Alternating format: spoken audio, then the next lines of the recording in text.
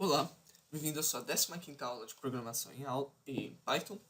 E nessa aula a gente vai estar falando sobre dois atalhos entre aspas, porque na verdade eu não sei o nome técnico desses comandos, dessas estruturas que eu vou estar ensinando para vocês. Então, por que eu digo atalhos? Eu estou dizendo atalhos porque eles vão tornar os nossos programas mais compactos e mais fáceis de escrever quando a gente usar esses atalhos. Então, vamos olhar que dois atalhos são esses. Então, o primeiro atalho. Até agora a gente começou na aula 13, se não me engano, a trabalhar com os ciclos while. E dentro dos ciclos while, eu falei para vocês que era muito comum nos nossos programas a gente usar uma variável contadora, count. E essa variável contadora, ela ia ser incrementada ao longo do meu ciclo while. Normalmente, a gente atribui o valor inicial da variável contadora como sendo 0 e vai incrementando ao longo do meu ciclo while da seguinte forma. Eu atribuo à minha variável contadora o valor que a minha variável contadora possui, mais 1. Então, no caso, se eu fizer isso e pedir count, eu vou receber 1 de volta. O contador era 0, 0 mais 1 passou a ser 1. Agora, veja que aqui, numa mesma linha, eu tive que escrever duas vezes o nome da minha variável. Tem como eu evitar fazer isso? Tem. Existe uma expressão que é totalmente equivalente a essa, na qual você só precisa escrever o nome da variável contadora uma única vez. Então, como funciona essa expressão? Suponhamos que você tenha que a variável contadora vai atribuir a ela o contador, a própria variável contador, vezes, ou mais, ou dividido, ou resto da divisão, ou divisão inteira, ou potência com algum outro número qualquer. O fato é que a variável contadora vai receber o valor de contador depois de realizar uma operação matemática. Então, para eu fazer isso, eu simplesmente escrevo a operação matemática que vai estar sendo realizada com a variável contadora ou com uma variável qualquer. Escrevo o sinal de atribuição e aqui eu coloco com o que a variável contadora vai estar realizando essa operação aritmética. Então aqui, conte mais atribuição 1 é a mesma coisa que essa expressão aqui. Então se eu der enter nisso aqui, conte era 1, aqui ele somou 1, ele passou a ser 2. Eu posso pegar e fazer a divisão inteira de conte por 2. E aí se eu pedir conte vai dar 1. Eu posso pedir conte resto da divisão por 2. Opa, resto da divisão por 2. E aí se eu pedir conte vai dar 1. Posso pegar conte e multiplicar por 3. E aí se eu multiplicar por 3 vai dar 3. Posso pedir conte e elevar ao quadrado. E aí se eu pedir conte vai dar 9. Posso pegar conte e dividir por... Enfim, eu posso usar todas as operações que eu mostrei para vocês até agora. E eu também posso pegar aqui e eu posso colocar expressões aqui. Então eu posso colocar 2 mais 3 vezes 4 menos 7 dividido menos 8 dividido por 4. Então, se eu colocar isso aqui e executar, se eu pedir count, vai dar 21. Então vamos entender. 9.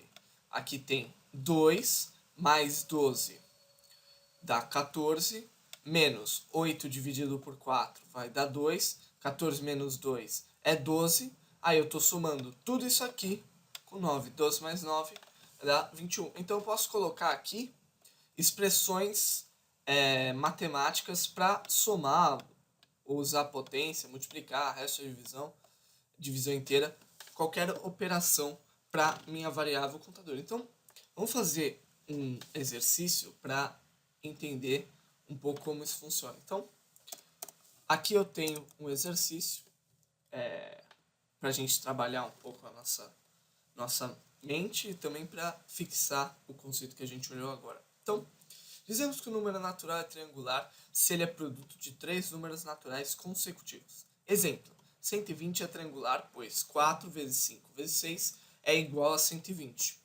Dado o número inteiro não negativo, n, verificar se n é triangular. Então, tá. Eu sei que o número triangular é o produto de três números seguidos, certo? Então, se eu pegar, por exemplo, 40, como é que eu faço para determinar se 40 é ou não um número triangular? Então, 40, ponto de interrogação. Então, eu poderia pegar e multiplicar números até ver se eu encontro alguma coisa que é igual a 40. Então, como é que eu faria isso? Eu poderia pegar a menor multiplicação possível entre números consecutivos. Que multiplicação é essa? 1 vezes 2 vezes 3. Concordam que essa é a menor multiplicação possível? Eu não posso colocar aqui 0, porque se eu colocasse 0 aqui, automaticamente a minha multiplicação é 0. Então, a minha menor multiplicação possível para obter um número triangular é 1 vezes 2 vezes 3, certo? E aí, se eu pegasse e olhasse 1 vezes 2 vezes 3, daria igual a 6.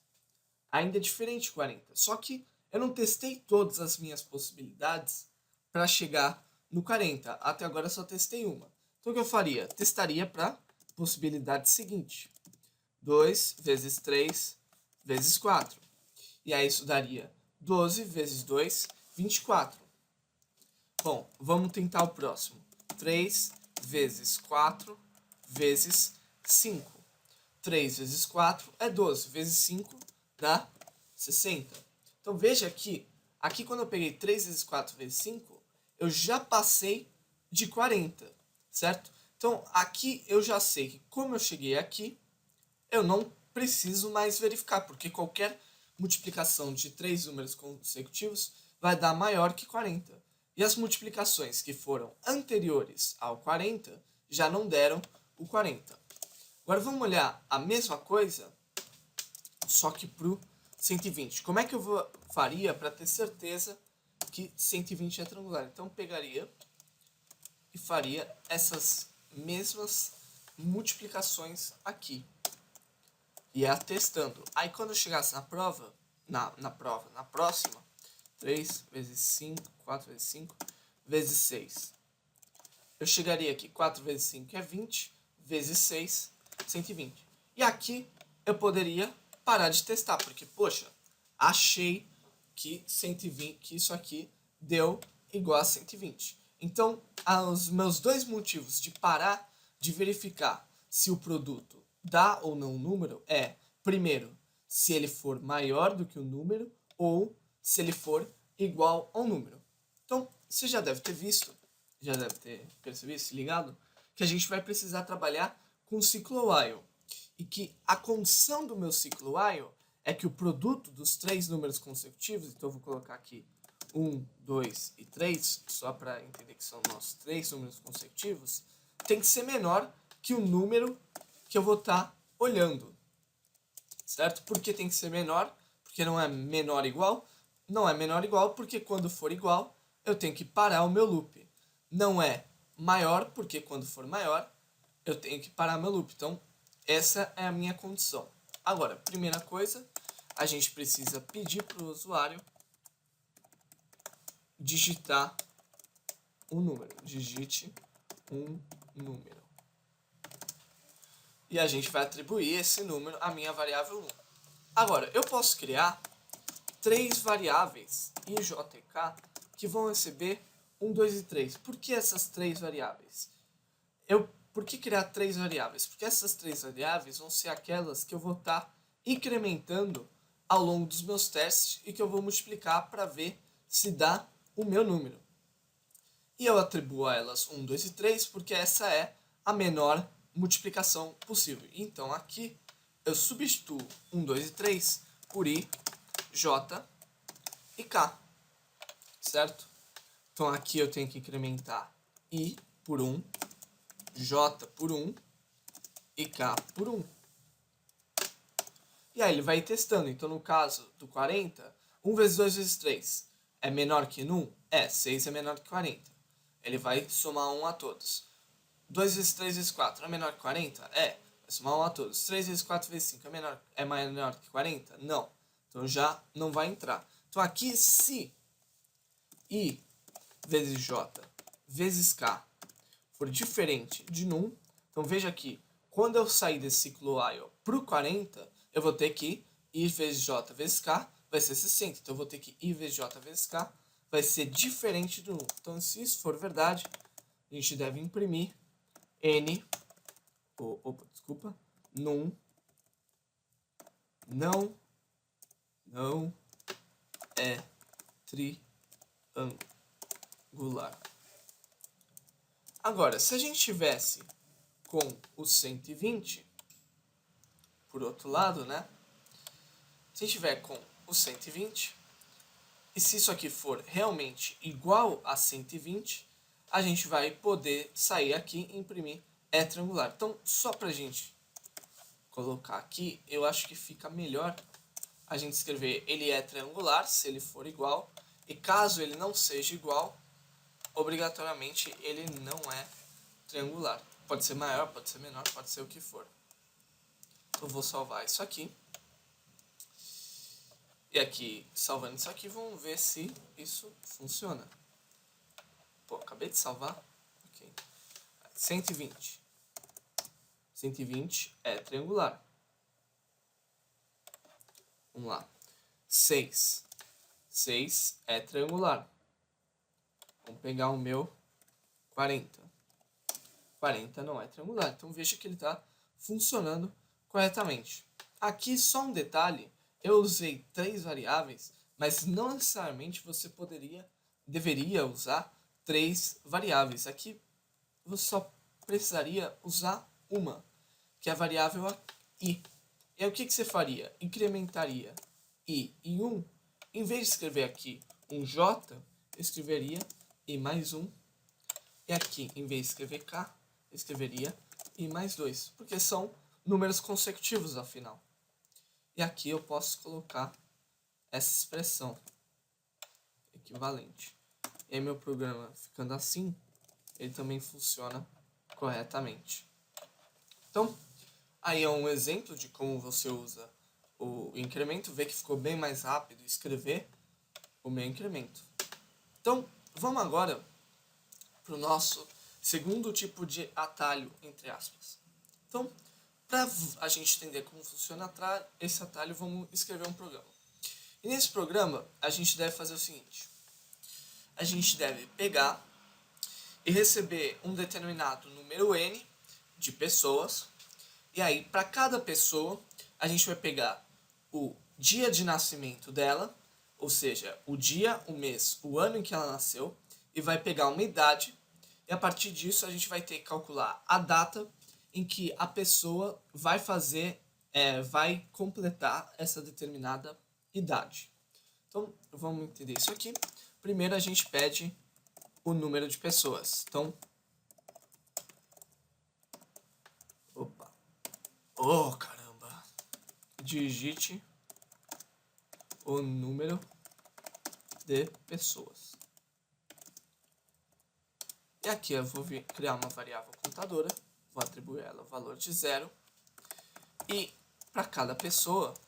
Não, primeiro vamos fazer para uma pessoa só. Vamos deixar isso aqui como comentário. Vamos ver como é que a gente faria para descobrir o aniversário de uma pessoa. Então eu vou pedir o dia, int, input, digite o dia de nascimento.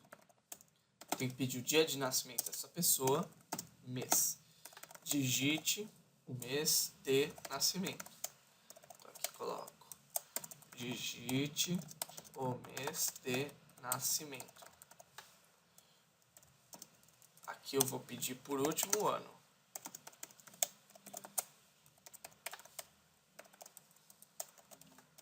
Digite o ano de nascimento. Tá? E aí, tendo de o ano, eu tenho que pedir a idade que ele quer fazer. Digite a idade. Então, aqui a gente vai ver quantos anos ele vai ter para a gente procurar qual vai ser o dia de aniversário dele. Então, se uma pessoa nasceu em 1994 e eu estou pedindo 1 ano de idade, eu tenho que pegar 1995. Então, eu tenho sempre que imprimir aqui na tela do usuário, eu tenho que imprimir a pessoa fará idade no dia.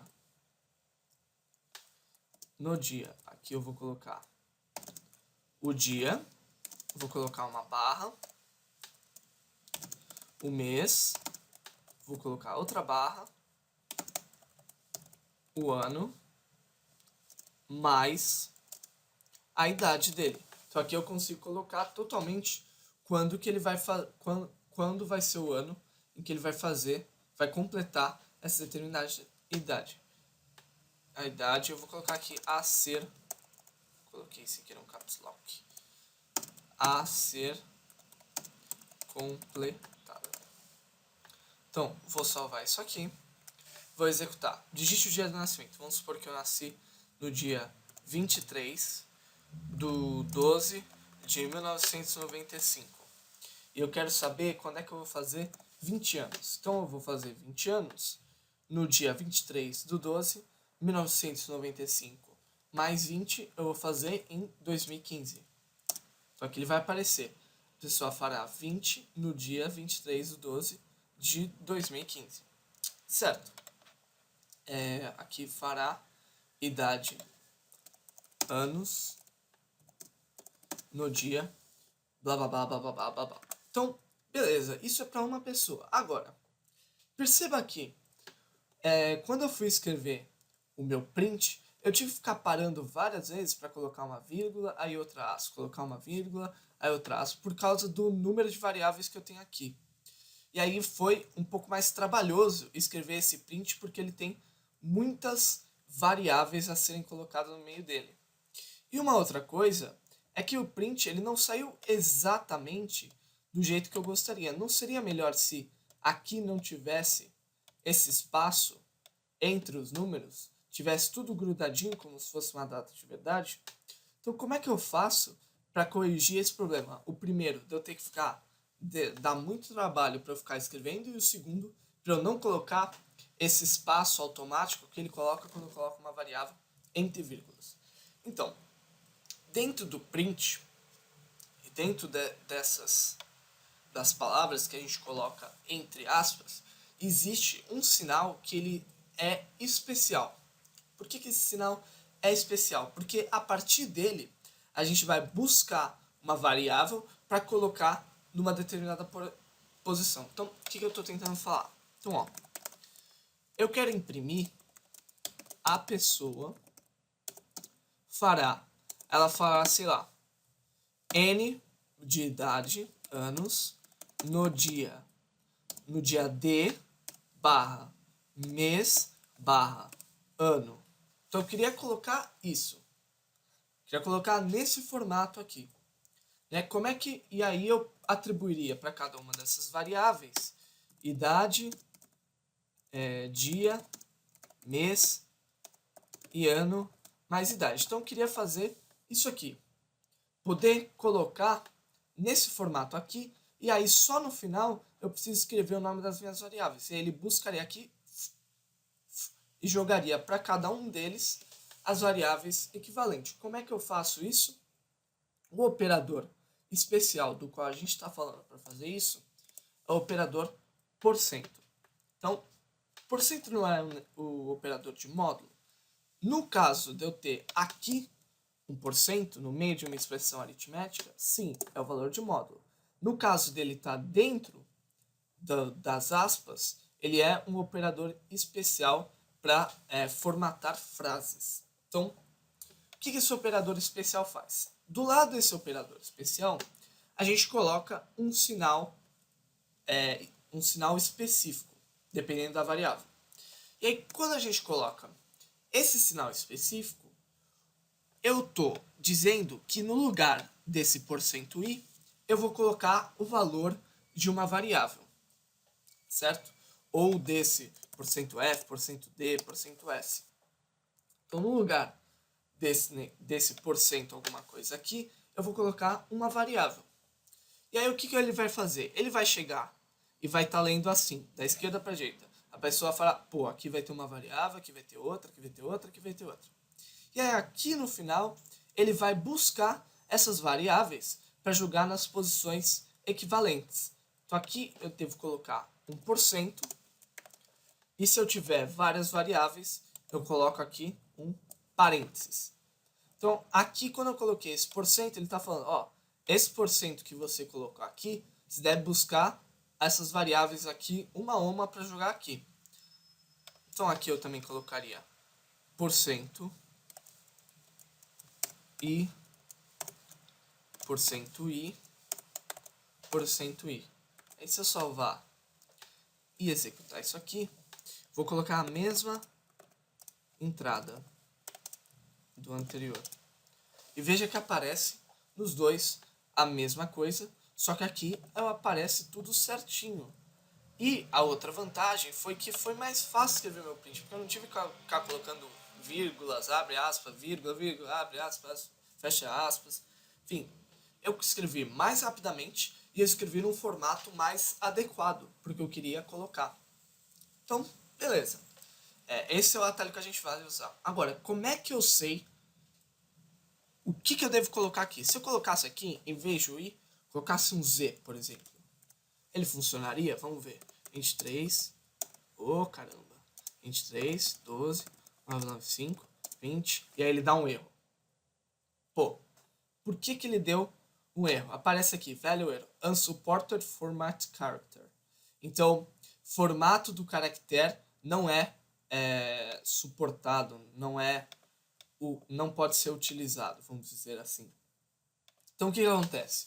Do lado desse porcento, eu tenho que colocar uma letra que represente um número inteiro, porque as minhas variáveis são inteiras. Então, dependendo do tipo de variável que você estiver colocando, você vai colocar uma letra específica, em especial. Então, para variáveis inteiras, para inteiros, você vai colocar %i ou %d, certo? Então aqui eu posso colocar %i, %d, posso misturar os dois e aí jogar e rodar o meu programa assim. Aqui no final eu tenho que pedir as minhas variáveis. Se eu quiser colocar um sinal de porcento, colocar porcento dentro do meu print, se não tiver nenhuma variável no meu print, basta eu colocar só o porcento. Agora, se tem uma variável que eu estou usando com porcento aqui, então eu devo colocar porcento para escrever porcento. Agora, se você quiser colocar outros tipos de variáveis, para floats vai ser %f, para strings vai ser %s. Então, ao longo do curso, a gente vai estar vendo como é que eu coloco na tela os outros tipos de variáveis. Então, por enquanto, só vamos focar nesses dois aqui, que é a variável inteira, e para colocar 1% na minha tela. Então, ó, vou só executar para vocês verem que o %d também funciona corretamente. Então, vou colocar 23, 12 de 1995, fazer 20 anos, tá aí. Funciona corretamente. Agora, lembro que minha proposta inicial era pegar N pessoas. Então, aqui eu tenho que escrever while conte menor que N. Isso aqui a gente já fez várias vezes. E aí eu tenho que pedir isso aqui dentro do meu ciclo while. E aí depois eu tenho que incrementar a variável conte por 1. Então, deixa eu dar um F5 nisso aqui e digite o número de pessoas. Vamos supor que tenha 3 pessoas. A primeira, a que a gente já colocou, 1995, 20 anos. A segunda vai 24 do 3 de 1990, quando que ela vai fazer 30 anos, 2020. 31 do 1 de 1998. Quando que ela vai fazer? 7 anos. Em 31 de 1 de 2005. Então, nosso programa roda corretamente. Agora, tem um problema básico no nosso programa. Vamos supor que em vez de 3, eu tivesse 50 pessoas. E que a pessoa estivesse olhando uma tabela para colocar a idade das pessoas. Ia chegar num ponto que, se ela não se lembrasse exatamente onde ela parou, e qual foi o número da pessoa, ela não saberia o que digitar aqui. Ela poderia ter uma digitação dobrada. Então aqui seria melhor eu pedir digite o dia de nascimento da pessoa 1, da pessoa 1, da pessoa 1, da pessoa 2, da pessoa 2, da pessoa 2. Assim o meu usuário sabe qual é o número da entrada que ele está colocando. Então, como é que eu faço isso? Eu posso usar dentro do meu input o operador % de novo. Então, como é que eu vou fazer isso? Digite o dia de nascimento da pessoa %i. E que %i é esse? É a variável count mais 1. Por que count mais 1? Porque count começa com 0, não existe pessoa 0. Então, sempre o count mais 1 aqui. Então, digite a data de nascimento da pessoa 1. Da pessoa %i, aqui dentro mesmo, count mais 1. Nascimento da pessoa %i, count mais 1. Deixa eu tirar esse espaço só para ficar tudo igual. Count mais 1. Da pessoa %i, count mais 1. E aqui a pessoa %i. E aqui em idade eu coloco count mais 1.